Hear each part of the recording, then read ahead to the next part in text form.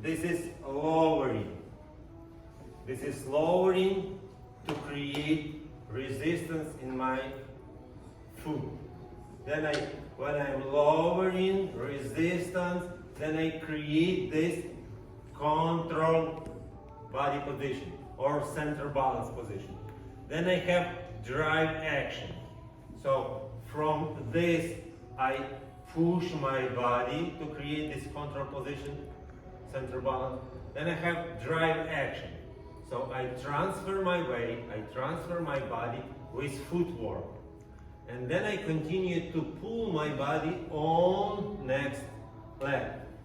Please look at my foot. I finish on my toe. And then I recover my body with rising on, with using so my knee.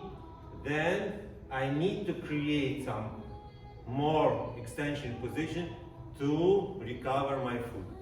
So this is one step. In this figure, or some we have some figure where it's two steps. So first step, better to do like this. First step, this is the same. Go down, lowering for resistance. Now control. Then I go forward. This is drive action. Drive action. Then I pull my body and collect my feet, but I push immediately from this and transfer to the next center balance position. And this is from toe to toe.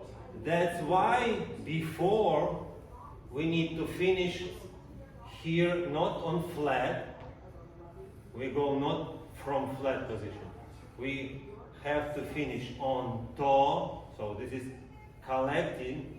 I have because of footwork, and then from toe to toe, and then I recover my body. My body is recovered, and then I create some sway action to keep and to collect it, my foot. Then next, lowering, resistance, control, drive action, collect my foot, this ball to ball, then correct. This create this triangle, go, recover my body, recover my foot, next. The backward step, we have only one added moment.